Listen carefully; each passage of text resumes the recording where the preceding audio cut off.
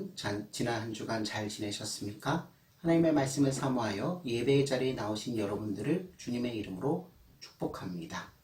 오늘 저와 여러분이 함께 읽고 듣고 나눌 말씀은 히브리서 12장 5절로 8절 말씀입니다. 이 말씀은 여러분이 가지고 계신 개역개정판 성경 신약편 367페이지 즈음에 나와 있습니다. 다 찾으신 줄로 알고 제가 하나님의 말씀을 봉독합니다.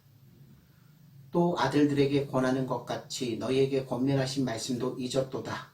일렀으되 내 아들아 주의 징계하심을 경히 여기지 말며 그에게 꾸지람을 받을 때 낙심하지 말라. 주께서 그 사랑하시는 자를 징계하시고 그가 받아들이시는 아들마다 책짓질 하심이라 하였으니 너희가 참음은 징계를 받기 위함이라. 하나님이 아들과 같이 너희를 대우하시나니 어찌 아버지가 징계하지 않는 아들이 있으리요. 징계는 다 받는 것이거늘 너희에게 없으면 사생자요 친아들이 아니니라. 아멘. 사랑하는 성도 여러분, 예수님의 죽으심이 우리의 속죄를 위한 것이라는 것은 이미 잘 아시는 사실입니다. 죄인은 어미하신 하나님 앞에서 당연히 형벌을 받을 수밖에 없는데 사람이 형벌을 받는다고 할 때 그것은 그가 감당할 수 있는 어떤 정도의 세상의 처벌이 아닌 것을 생각해야 합니다. 성도 여러분, 하나님의 공의와 사랑을 짓밟고 무시한 죄는 어떤 제한이 있는 유한한 형벌을 받고 마는 것이 아닙니다. 왜냐하면 사람이 범죄함으로 피해를 받으신 분이 지존하신 하나님이시기 때문에 그에 대한 죄책은 절대적인 성격을 띠게 됩니다. 그러므로 여러분, 사람의 범죄는 영원한 죽음이라는 말로 표현되는 형벌을 받지 않을 수 없습니다. 이와 같은 영원한 사망의 형벌은 그것을 충분히 변제할 수 있는 거룩한 신적 사실이 아니고는 도저히 사함을 받거나 면제함을 받을 길이 없습니다. 사랑하는 성도 여러분, 사람이 영원한 죽음을 죽어야 한다는 필연적 사실은 억조 창생이 다 같이 감당해 본다고 해도 할 수 없는 것인데 하나님의 아들 되시는 예수님께서 육신을 입으시고 이 땅에 오셔서 사람을 대신하여 육신으로 정죄함을 받으시고 십자가에 달려 돌아가심으로써 저와 여러분의 죄책을 사면해 주셨습니다. 성도 여러분, 이 사실은 하나님의 공의를 조금도 파괴하거나 어그러뜨림이 없이 그 무한하신 자비의 일을 온전히 이루신 것입니다. 하나님의 독생자 예수님께서는 하나님의 거룩하신 뜻에 따라서 육신을 입고 이 땅에 오셔서 죄인이 지은 모든 죄의 대가인 죄의 형벌을 완전히 받으셨습니다. 여기에 우리 구주 예수님의 죽으심에 큰 뜻이 있다는 것은 말할 것도 없는 사실입니다. 성도 여러분, 우리 구주 예수님께서 죄의 형벌을 대신 받으신 사실이 얼마나 크냐 하면 그것은 철저하고 완전한 까닭에 무엇을 다시 더 받아야 할 것이 전혀 없습니다. 저와 여러분이 예수님의 죽으심을 믿을 때에는 내 죄책을 여지없이 전부 담당했다는 것을 믿는 것입니다. 거기에 사람이 보태야 할 아무것도 없는 것이고 또 보태지는 것도 아닙니다. 사랑하는 성도 여러분, 저와 여러분은 지금까지 예수 그리스도의 속죄의 효력이라는 것이 100% 완전하지 못해서 거기에 사람이 1000만분의 1 아니 억만분의 1이라도 보태야 할 부분이 있다는 것을 한 번도 생각한 일이 없습니다. 그런데 만일 이 세상에서 사람이 인간의 육신으로 받아야 할 죄의 고통은 남겨놓으시고 나머지 영적인 문제만을 예수님께서 철저히 변제했다고 생각한다면 필연적으로 사람은 이 세상에서 살면서 예수님을 믿고 예수의 은혜에 감사하면서도 한편으로 고통스러운 일을 당할 때는 내가 내 죄 때문에 죄의 값을 받느라고 그런 거니까 이것은 할 수 없지. 이 죄의 고통은 그냥 짊어지고 가노라면 잠깐 사는 이 세상, 이 순간의 기간이 지나가고 나면 그 다음에는 영원한 복락을 받게 된다는 생각을 하게 될 것입니다. 그렇습니다, 여러분.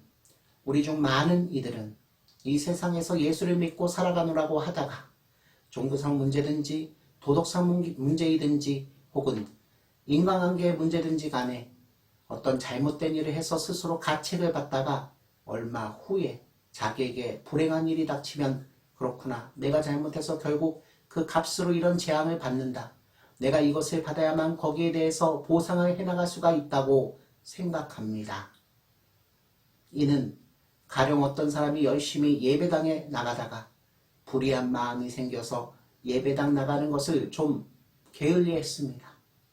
예배당에 안 나가고 집에서 노는 동안 누군가가 찾아와서 서로 이야기하다가 그것이 빌미가 되어 무슨 일을 꾸몄는데 그 일이 실패해서 손해를 보게 됩니다. 이런 경우 예배당에 갔으면 내가 그렇게 그 사람을 만나서 이런 일을 계획할 일이 없는데 예배당에 안 갔기에 필연적으로 이런 일이 생기고 말았다. 이것은 하나님께서 나를 그만큼 혼내시고 꾸짖으시며 형벌하시는 것이라고 하면서 하나님 앞에서 죄를 자복합니다. 이런 식으로 이렇게 잘못했으니까 하나님께서 나를 형벌하시는 것이고 나는 이 죄책을 내가 담당해야 한다는 것이 보통 하기 쉬운 생각인데 이것은 그냥 간단히 넘길 만한 사안이 아닙니다. 이는 예수님의 대속의 죽으심에 대해서 제대로 알지 못하는 까닭에 생기는 현상이고 예수님의 죽으심에 대한 충분한 신앙이 없어서 삐뚤어진 생각을 하는 것입니다. 사랑하는 성도 여러분, 이런 식의 생각, 즉 예수님을 믿고 살아가다가 자신이 잘못해서 어떤 불행이나 재화를 만날 때 그것을 자기가 치러야 할 죄값으로 생각한다면 그것은 예수님의 속죄를 심히 경시하고 모욕하는 일이 됩니다. 그런데 여러분, 예수님의 속죄는 예수를 믿기로 작정한 그 시점까지의 모든 것을 완전히 속한 것이고 예수를 믿은 그 시간부터는 자기가 생활해 가면서 알고도 잘못한 일에 대해서는 자기가 상당한 부분을 책임져야 한다. 총 책임까지는 못 지더라도 어떤 정도에 해당하는 책임은 져야 한다는 식으로 생각하는 사람들이 있고 또 이렇게 가르치는 교파도 있습니다. 그러나 이런 것은 성경이 저와 여러분에게 가르쳐준 예수님의 속죄의 거룩한 공효를 모욕하는 언사요 사상입니다. 그런데도 여러분, 이 사람들은 이러한 생각을 우수한 신앙의 도리라고 여깁니다. 하지만 이렇게 사실에 대한 바른 인식이 없는 데서 발생한 신앙이란 실제로는 허망한 종교 감정일 뿐이지 올바른 신앙은 아닙니다. 신앙이라고 할 때는 신앙의 지적인 요소가 분명해야 하고 그 분명한 요소 위에 섰을 때에는 근거 없이 이렇게 저렇게 생각하지 않는 것입니다. 사랑하는 성도 여러분, 예수님께서 나를 대신해서 내 모든 죄책을 다 담당하셨으면 다시는 내가 감당할 죄책이 남아있지 않습니다. 과거의 죄만 예수님께서 담당하시고 이제부터는 내가 담당한 것이 아닙니다. 과거의 죄와 현재의 죄뿐 아니라 앞으로도 일생 살아가면서 내가 잘못하는 일이 무수히 많이 있을지라도 그 일생 전부의 죄를 예수님께서 다 담당하신 것입니다. 저와 여러분은 과거와 현재와 미래를 통해서 죄책이라 할 것은 모두 예수님께서 지셨으므로 내가 담당할 것은 하나도 없다는 이 사실을 먼저 확신해야 합니다.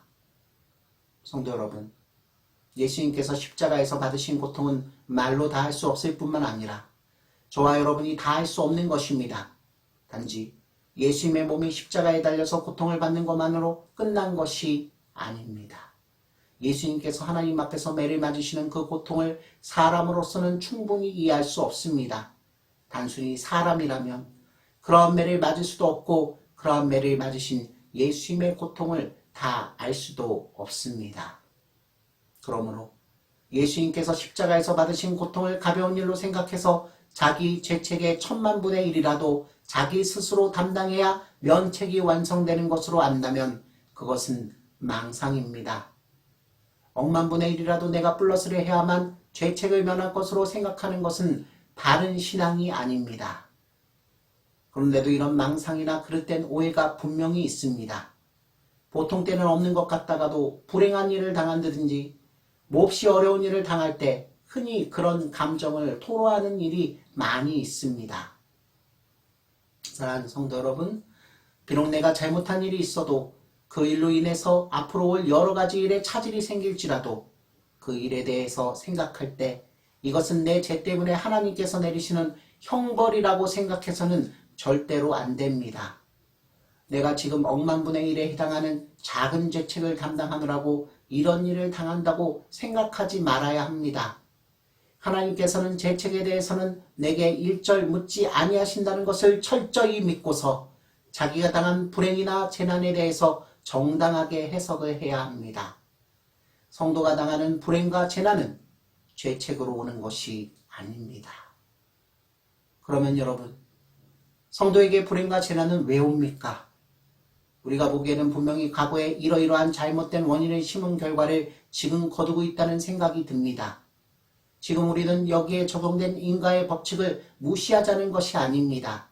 그러나 분명한 것은 이 인과의 법칙이 곧 하나님께서 저와 여러분에게 죄책을 묻는 사실은 아니라는 말씀입니다. 그러면 도대체 무엇 때문에 성도에게 불행과 재난이 옵니까? 네, 그것은 한마디로 하나님께서 성도를 사랑하심으로 징계하시는 것입니다. 만일 하나님께서 나를 사랑하시지 아니하셨다면 이러한 징계를 하시지 않습니다. 징계라는 것은 모든 아들이 받는 것인데 이것이 매우 중요합니다. 히브리서 12장 5절로 8절 말씀입니다. 또 아들들에게 권하는 것 같이 너희에게 권면하신 말씀을 잊었도다. 일렀을 때 내 아들들아 주의 징계하심을 경히 여기지 말며 그에게 꾸지람을 받을 때에 낙심하지 말라. 주께서 그 사랑하시는 자를 징계하시고 그가 받아들이시는 아들마다 책짓질 하심이라 하였으니 너희가 참음은 징계를 받기 위함이라. 하나님이 아들과 같이 너희를 대우하시나니 어찌 아버지가 징계하지 않는 아들이 있으리요. 징계는 다 받는 것이거늘 너희에게 없으면 사생자요 친아들이 아니니라. 아멘. 사랑하는 성도 여러분, 분명히 말씀드립니다. 인과의 관계에서 거두는 괴로운 열매는 분명히 하나님의 징계이지만 고통이 항상 인과의 관계에서만 발생되는 것은 아닙니다. 하나님께서 저와 여러분을 연단시켜 주시기 위해서 내리시는 불행과 시련도 있는 것입니다. 특별히 내가 어떤 원인을 심은 것이 아닐지라도 때때로 하나님께서는 나를 꾸짖으시면서 깨닫게도 하시고 혹은 문제 앞에서 괴로운 생각이나 긴장하는 마음을 갖게 하셔서 장성시키시기도 하십니다. 요컨대 하나님의 꾸짖으심이나 하나님의 엄격한 얼굴이나 하나님의 매 그리고 우리로 하여금 책임있게 행하게 하시려고 책임을 묻는 일 등은 사실 하나님께서 저와 여러분을 사랑으로 기르시는 매우 중요한 방법 중 하나이지 절대로 죄책은 아닙니다. 성도 여러분, 하나님께서 성도에게 내리시는 징계는 하나님의 사랑으로부터 나온 선의의 계획 가운데 발생하는 것인데 이는 결국 좋은 열매를 거두시려고 지금 당장 나를 밀어내시는 것입니다. 하나님의 징계는 내가 과거에 지은 죄 때문에 받는 재앙이 아닙니다. 그런 까닭에 나의 죄 때문에 죄에 상당한 불행으로 하나님께서 나를 끌고 들어간다고 생각할 것이 아닙니다. 하나님의 징계는 오히려 하나님의 크신 손이 나를 꼭 받쳐들어서 내가 감당하지 못하는 일이 없게 넘어지지 않도록 만들어 나아가시는 것입니다. 여기서 저와 여러분이 분명히 주의해야 할 것 하나는 비록 내가 잘못의 원인을 심으면 그로 말미암아서 해당한 결과를 거두는 것이 인과의 법칙이라 할지라도 하나님께서는 그 원인에 대한 모든 결과를 항상 그대로 거두게 하시지는 않는다는 것입니다. 하나님께서는 때를 따라서 당신의 기이한 손으로 과정을 비틀어 얼마든지 다른 결과를 만들어내실 수도 있습니다. 가끔씩 저와 여러분은 이런 것을 생생하게 느끼는 경험을 많이 합니다. 내가 잘못된 원인을 심은 것으로 보자면 이런 정도로 거두고 말지 않는다. 하지만 이만큼 가볍게 하신 후에 하나님께서는 나로 하여금 정신을 차리게 하시고 깨닫게 하셔서 일으켜 세워주시는구나. 이 얼마나 감사한 일입니까? 사랑하는 성도 여러분, 하나님께서는 하나님의 공의로 판단해서 그 원인에 상당한 결과를 항상 나에게 부과해서 책망하시는 분이 아니십니다. 예수님의 죽으심의 크신 효과는 성도를 하나님의 상속자로 세우셔서 하나님의 사랑의 마련 가운데서 모든 일이 발생하게 하십니다. 성도 여러분, 저와 여러분이 일생 살면서 잘못하는 일이 허다하게 많을지라도 하나님께서는 그 잘못이라는 것마저 사용하셔서 우리로 하여금 깨닫게 하십니다. 그리하여 성도인 우리는 정신을 차려서 그것을 기억하고 그 다음에는 다시는 그런 잘못을 반복하지 않게끔 하나님께서는 만들어 주십니다. 어리석고 미련한 인생에 불과한 저와 여러분은 하나님 앞에서 이와 같은 방식으로 또한 장성한 분량에 이르기까지 자라납니다. 그러므로 성도 여러분, 이제부터 다시는 자기 잘못으로 오는 죄책의 일부분은 자기가 스스로 담당해야 한다는 망상을 해서는 안 됩니다. 이런 잘못된 생각은 우리 구주 예수 그리스도의 무한하신 사랑으로 말미암은 속죄와 죄책의 면제라는 사실에 대한 심각한 모욕이요 불명예가 된다는 것을 저와 여러분은 분명히 알아야 합니다. 사랑하는 성도 여러분, 교회 안에 있는 많은 사람들이 이런 생각을 하는 것을 볼 때 대체 무엇을 배웠는가? 왜 예수 믿는 도리를 저렇게 알고 있을까? 한탄하지 않을 수 없습니다.